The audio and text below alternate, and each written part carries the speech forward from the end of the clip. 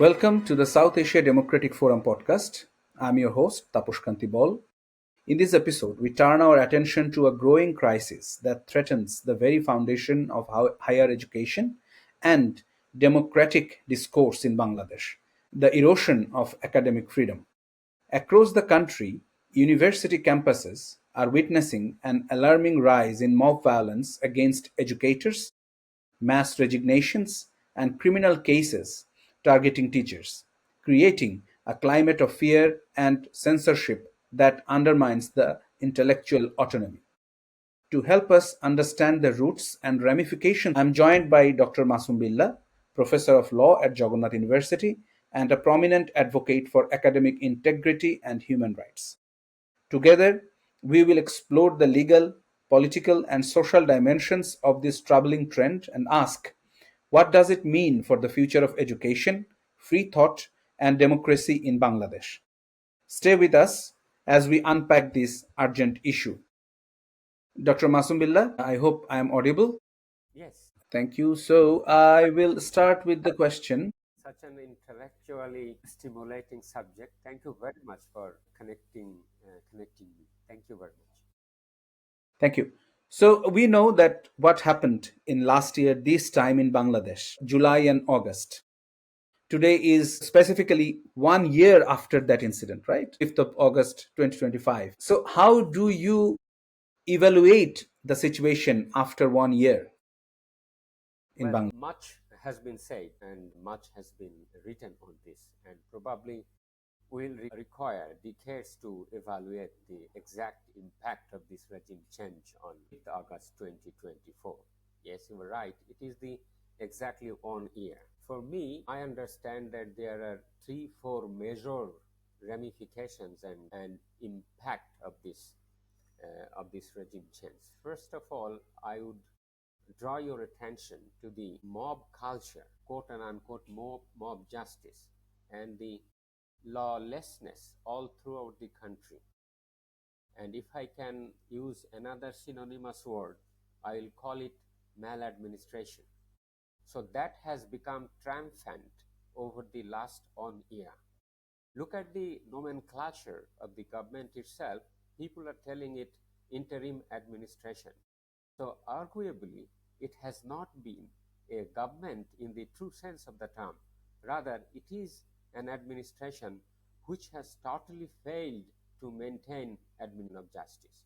Secondly, another characteristics of this last year uh, draws my attention is an environment of hatred mm, and kind of hate speech that has permeated all throughout the society through the social media. Thirdly, thirdly, I will say that there has been an ideological shift in the society. I will argue in the later part of my intervention that how over the 1 year the ideological fit or the true characteristics of the establishment of Bangladesh or the real fabric of the society has been broken down. And fifthly, another issue that draws my attention is the widespread minority repression, uh, uh, which which has defined the last 1 year. So, from a larger scale, according to my opinion, this has been the major features of the past 1 year, a time which Bengali nation will try to forget soon. You have pointed out the major casualties of this 1 year. So which one do you think is the great casualty of this regime change? Well, as an academic, I will mention it has been the education. And you have rightly picked your theme of today's discussion that education is at peril. Right. So, because one thing you have pointed out is fear that is being imposed not only upon the educators but also upon the students. I myself has talked with a lot of students and they have said that they cannot express themselves freely. Even whenever they are drinking tea in a roadside stall, they themselves feel that they are censoring nowadays. So that is also actually impacting their thinking process. So why do you think that particularly education sector or academic freedom is getting squeezed in Bangladesh? What is the impact particularly the regime change had on academic freedom? Let me explain a bit more why I pointed out that education has been the main casualty. Look at the very root and context of this July uprising, quote and unquote.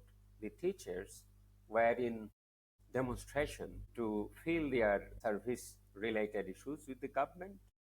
In the meantime, the students were at street. So that demonstration did not receive the attention of the teachers at the very outset. So when the students at the end of the demonstration went back to the class, they all on a sudden found that there has been an unmakeable gap between the teachers and the students. And that gap has not been addressed at all. So when there is a crisis of the teacher-student relationship, ultimately the education suffers.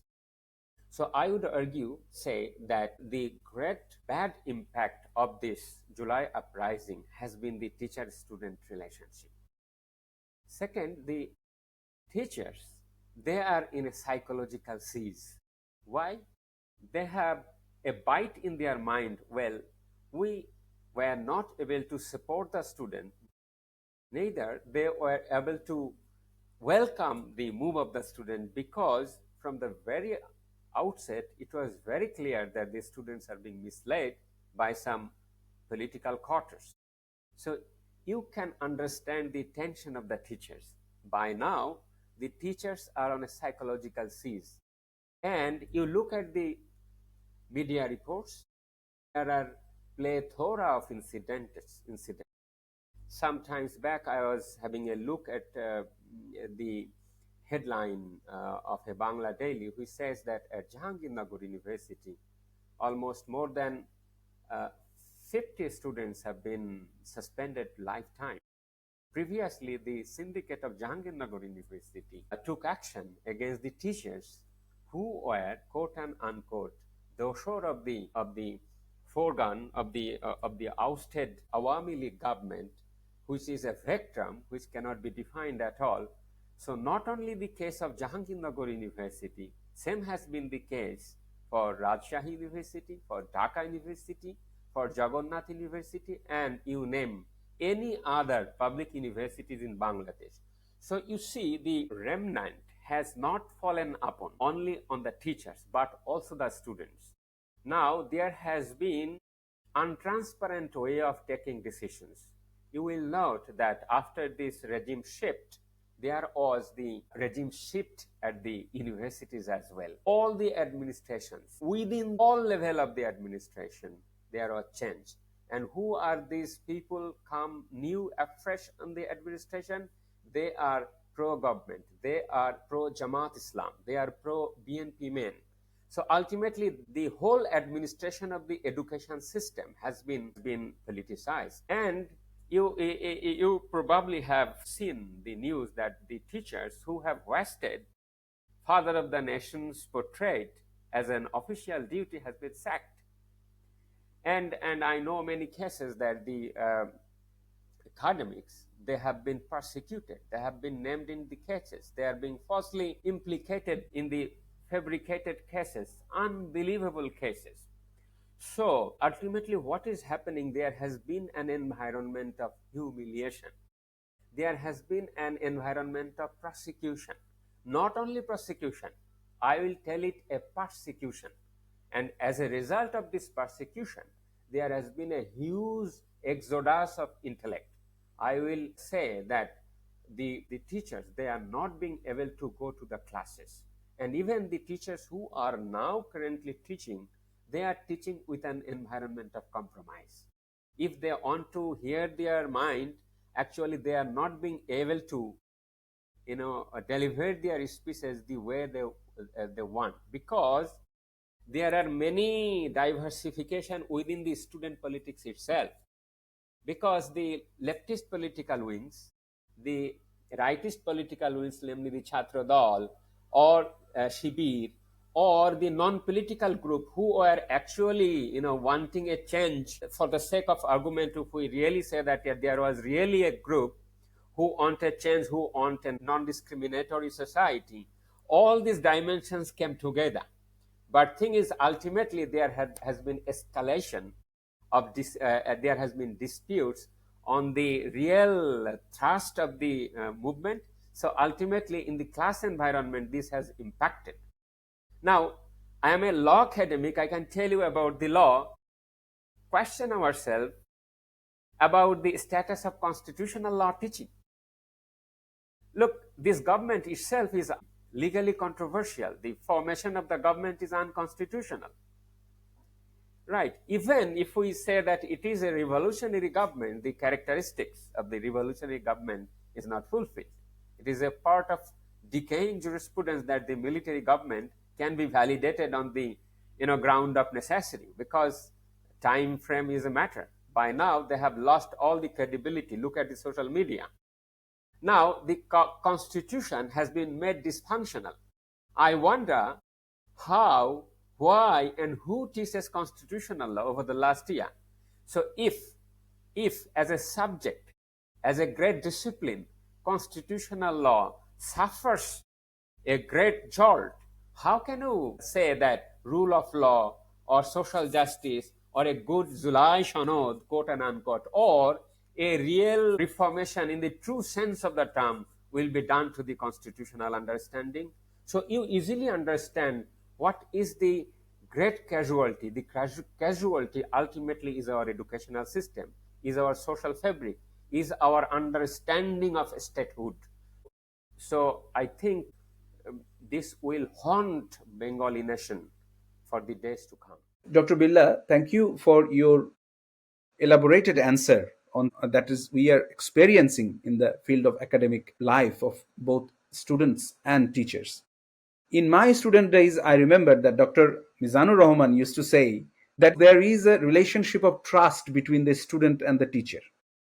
That the student, after listening something from the teacher, or teacher after listening the answer from the student, will not take it into heart, because it is a place where there could be a free flow of sessions.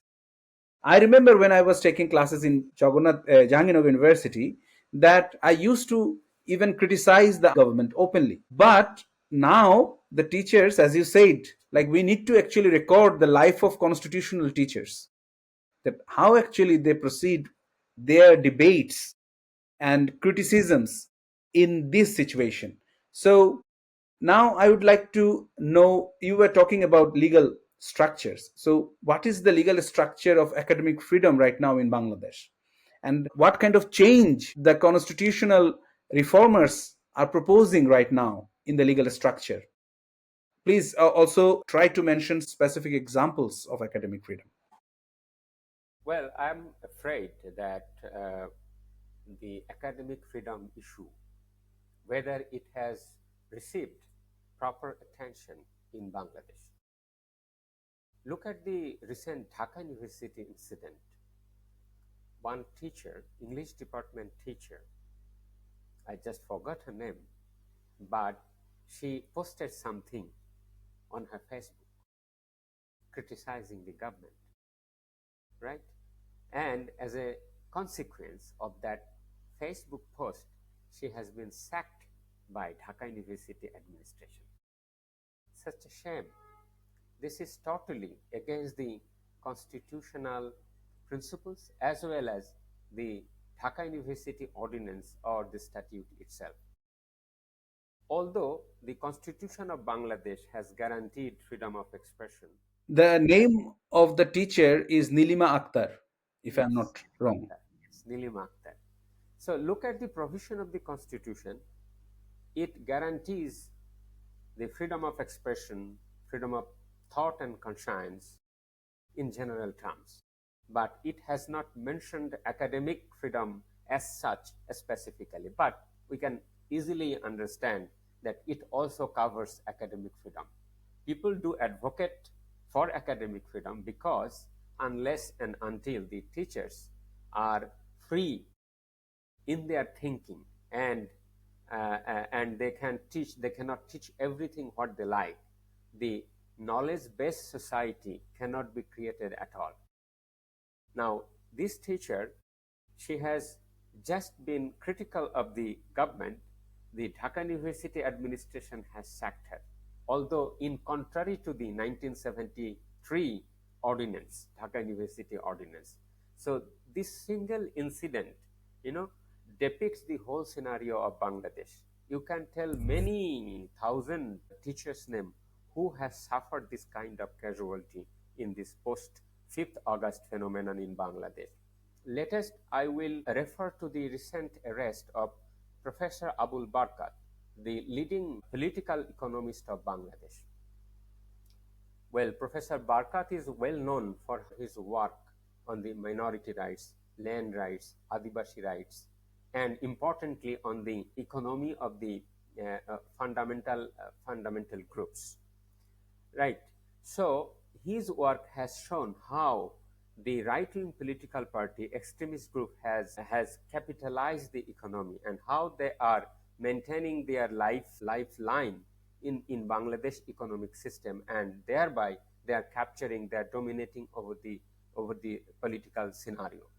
Now he has been arrested because that professor is the leading voice in favor of the progressive politics. So the intellectuals, teachers, academics of a particular line of thought is being persecuted, is being arrested. So you can easily imagine how the academic freedom has been eroded over the years. Therefore, I will say that in the current Bangladesh, the environment of creating a knowledge-based society has greatly shrunk. Do you want to present some other specific examples as well? Like, for example, let me share that. Do you remember that after 5th of August, from 8th of August, teachers were going back to their educational institutions, not only in universities, but also in colleges and schools. And mobs were attacking them, mobs meaning students who probably got scolded at some time by the teacher, or who probably got reduced in the exam paper, got reduced marks in the exam paper, and that's why they attacked the teachers and they forced them to resign. I have personally 30 resignation letters, and out of those 30 resignation letters, 25 of them is just one line that I am resigning from today for personal reasons. But then on the Facebook, the videos are there, the photographs are there. Those teachers, even if the government requests them to get back to their educational institutions, whether they will be free of fear, whether they will trust the environment or the students ever, that is a big question. So now I sense that there is a pattern. What do you think? That is there any pattern on the narrowing of the academic freedom?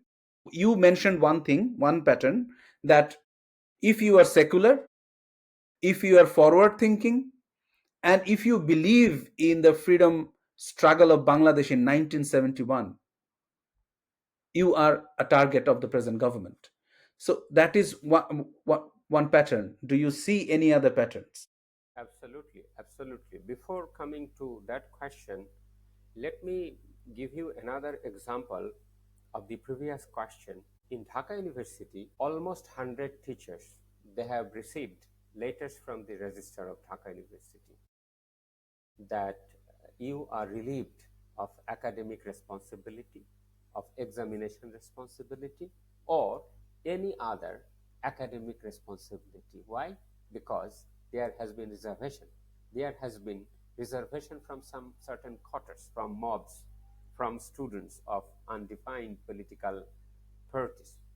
So, a university administration, they are relieving the teachers simply on the allegation, simply without any proof from their academic responsibility. And I tell you, it is not 100 teachers actually. It is more than 200, it is more than 300. Same is the scenario of every other university in Bangladesh. Look that almost all the vice chancellors of public universities were forced to resign. They were all were not 30 men. They were forced to resign, but I know many of them are scholars of international standing. Now, the environment they created is paying off. Look at the recent Chittagong University Vice Chancellor incident where the students, disorganized students, politically motivated students, they came. Why? Because an associate professor was being promoted to the কুশল বরং Chakraborty. Kaushal Baran Chakraborty, members of the minority community. His father or forefather is a freedom fighter. And you are And he is very vocal. He is very vocal about minority issues in Bangladesh. look at the pattern, another dimension that he speaks or she speaks about the minority rights in Bangladesh. So the casualty has been the 1971 liberation war, or the people who believe in the spirit of liberation war. Right. But let me get back to the Chittagong University. And now the vice chancellor was very popular 1 year back, and the students were telling proudly that, look, we have appointed a great academic. He has written in a prolific manner about history, about many more things. But now they are pressing him, look, please stop the promotion board of this teacher because of unknown reason, because of no wrong. Now the vice chancellor, with a very timid manner and being surrounded by the pro vice chancellor and other teachers in a very submissive manner, well, we'll see that we're not doing this, right? Now the students, they are scalding the vice chancellor. Such a shame to the status of our higher understanding. I feel sometimes very very sad for this development. So the development is not good only for the people who has become triumphant in this protest, in this regime change, but also the whole country is paying off. The education system is paying back, and the academics, teachers, they are not getting their due attention. They are not getting their due dignity, integrity. So ultimately, the academic freedom in Bangladesh has lost all its characteristics. Now, if you talk about pattern, you are rightly mentioning the people, the teachers who believe in secularism, who believe in non-communalism, who believe in the spirit and teachings of 1971 liberation war, who talks and researches on minority rights, marginalized communities, who have been highly critical of the extremist politics, rise of Islamic fanaticism in the country. They have been the casualty. And look at another pattern. This technological development, they have taken it.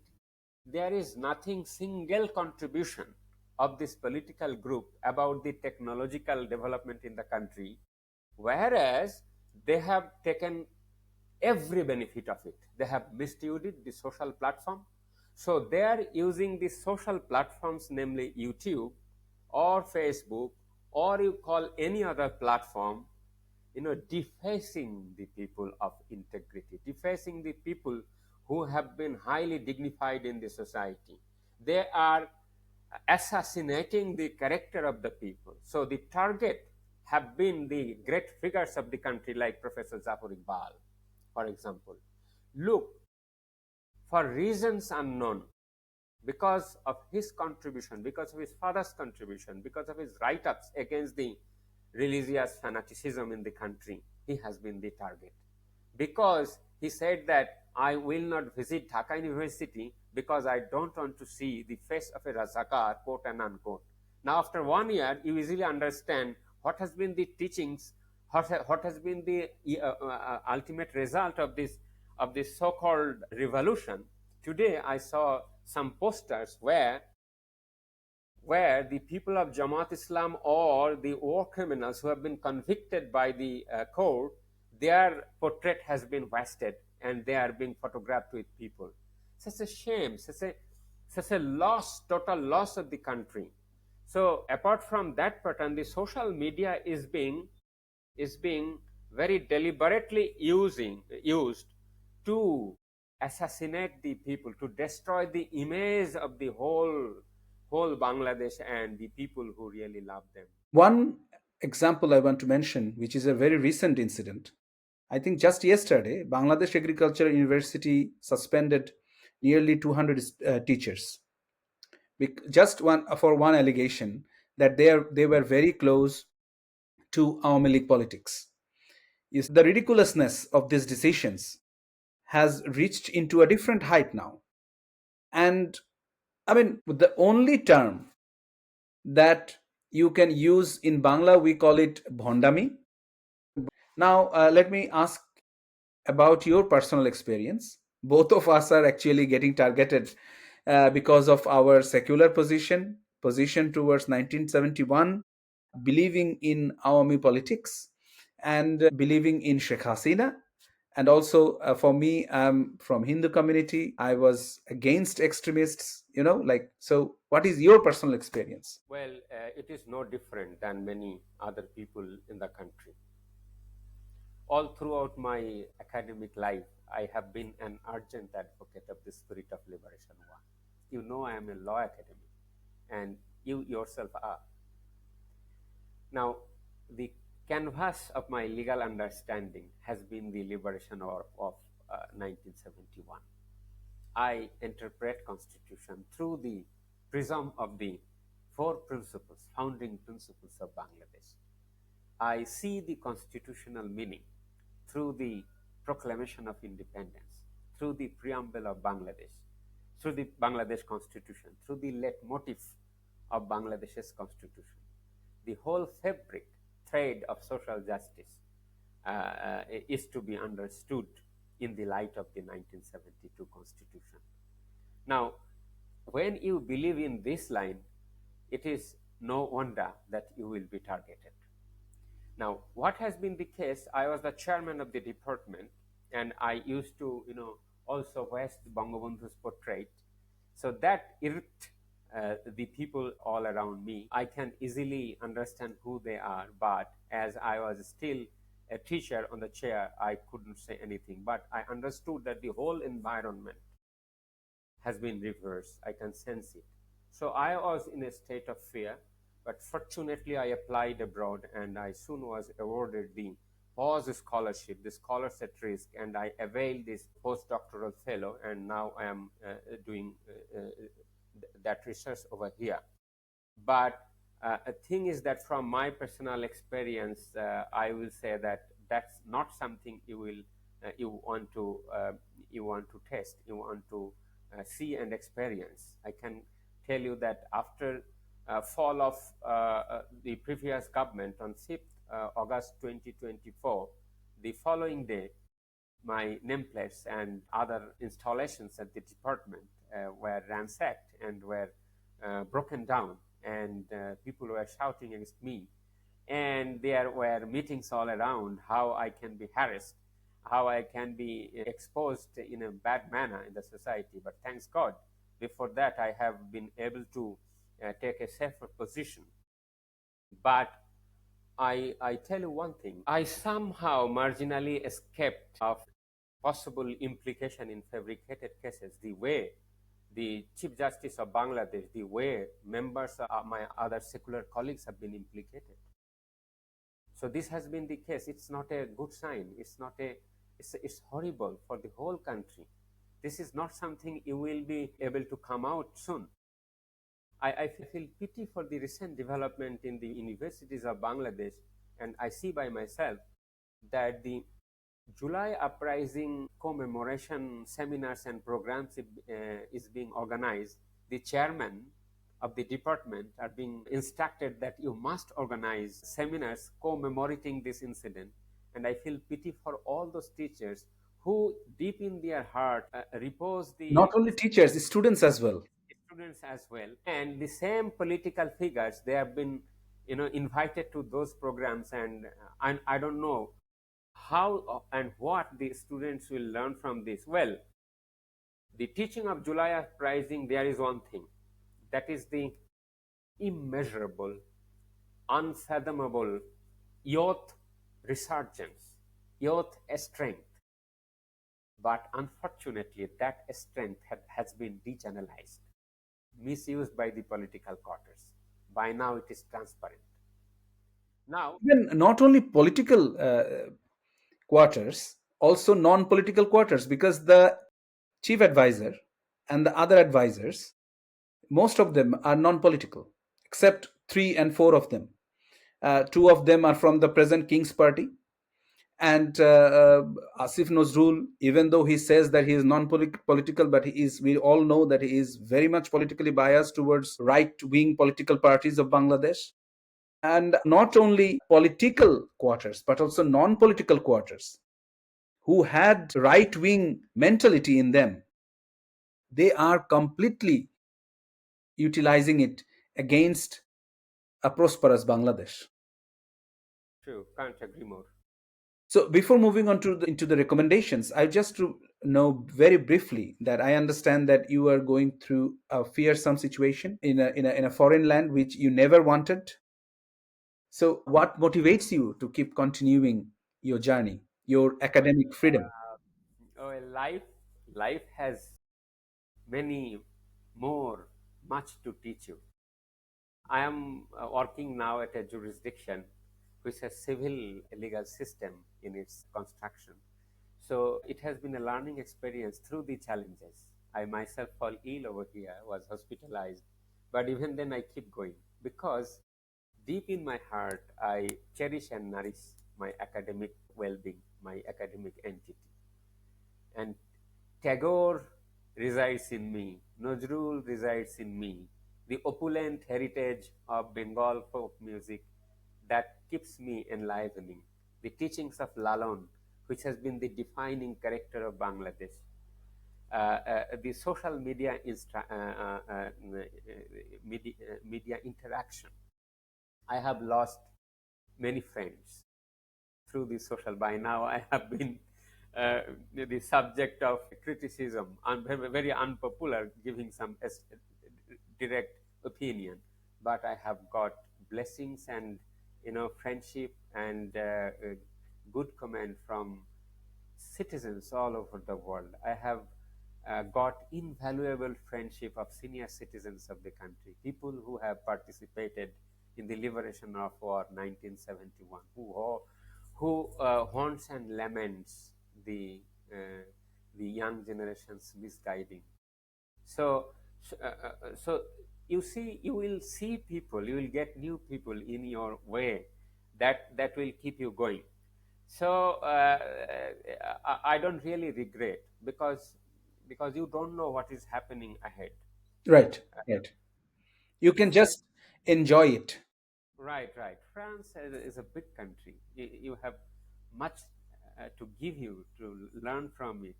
True. So now let me ask you, what do you recommend for the victims of this situation? Number one. And number two is that what do you want to appeal to the European community and to the Western community that what they should do to help these victims and to restore the academic freedom in Bangladesh that we had 1 year ago? To be very frank, Tapusda, I have no recommendation because it is such an unprecedented scenario in Bangladesh that the people of Bangladesh should ask themselves. Nobody can solve our problem. Jar jala সেই জানে. The people of Bangladesh, irrespective of any political lineage, irrespective of any cultural belief, should ask themselves, is this the society that we have wanted? যতটুকু ভুল হয়েছিল তার চেয়ে ভুল বুঝেছিল. I mean, faults are there, but is this the society we have really aspired for? So, if there is something recommendation, my first recommendation will be to realize ourselves, to understand ourselves, and to appreciate each other's contribution. Mr. Thingambog or Miss Hotter name believe in Awami League politics, believe in Jatiyotabadi politics, or in leftist politics. That matters, well, that matters. But let us try to find a common ground of Bangladesh's 1971 war liberation, war teaching. So we need to appreciate the contribution, which has really a secular character, which is really a general character. So what Bangladesh society lacks is the appreciation. You are talking about Padma Setu. You are doing this July uprising mass protest, and at the end of the day, you are going by the metro rail built by Sheikh Hasina, right? You don't appreciate it. So political leaders also need to get appreciation. I mean, political reformers, they are not people sent from the heaven. They also need to be appreciated. A political society, cannot really do good unless and until they are really politically conscious. So what I miss, if you ask me at all to give recommendation, I hate it giving recommendation, but if at all you call it a recommendation, is to appreciate. When you say appreciate, it means recognition. Well, the casualties of July, the thousands people, they have shed their blood, their life. We should commemorate them. We should give due respect to them. But at the same time, we should really, understand that an international, free, fair, objective investigation should take place. Why this incident took place? Because a person who has 40 years history and experience of hoisting and upholding democratic principles and values, of making this law or making Bangladesh's commitment towards international community that I will bring the perpetrators of 1971 genocide to justice, why on earth will also commit genocide? So are we really doing good terming it as a genocide? So we need to appreciate, recognize that what is going on. If this is genocide, why should we not spoken before about the recognition of 1971 genocide? Because Absolutely. sin becomes sin, right? So you That's cannot. that's the word I wanted to use, is hypocrisy, bondami. That has reached into a different level. So I will stop you there, since we are. I will just say one thing, Yes. that about the international community, the world has been very a global village, Mhm. right? People have made change sitting outside from Bangladesh, spreading hate politics. But the good conscience should prevail, should come together. The scholars of international standing, they should get communicated, they should get network. Good mind should, good soul should come together. The international community, European Union, or OACHR, or Amnesty International, or Human Rights Watch, or the UN, unquote and unquote, this international community should avoid the human rights politics in the third world democracy like Bangladesh. Bangladesh has been used as a playground of geopolitics. So all we can appeal international community that look, the violations has not stopped. So in Bangladesh, the democratic principles should really restored soon as there should be a free, fair, and participatory election, participated by all the political parties, including Awami League, because they have been illegally banned by executive order, which does not fall within any definitions of democratic principle and constitutionalist understanding. So I would appeal to the international community, please help Bangladesh holding a free, fair, neutral, and participatory election to restore the democracy and human rights again. Thank you, Dr. Billah. That brings us to the end of this important conversation with you on the crisis of academic freedom in Bangladesh. Thank you very Your much. insights have shed light on the legal, institutional, and human dimensions of a growing threat to intellectual life in the country. This episode is part of the third season of the SADF podcast, where we will be focusing closely on the political, legal, and human rights situation in Bangladesh, a country at a critical crossroads. If you found this discussion valuable, we invite you to subscribe, share, and stay tuned for upcoming episodes featuring leading voices on justice, democracy, and freedom in South Asia. Thank you for listening. Until next time, stay informed and stay engaged. Thank you, Dr. Billah.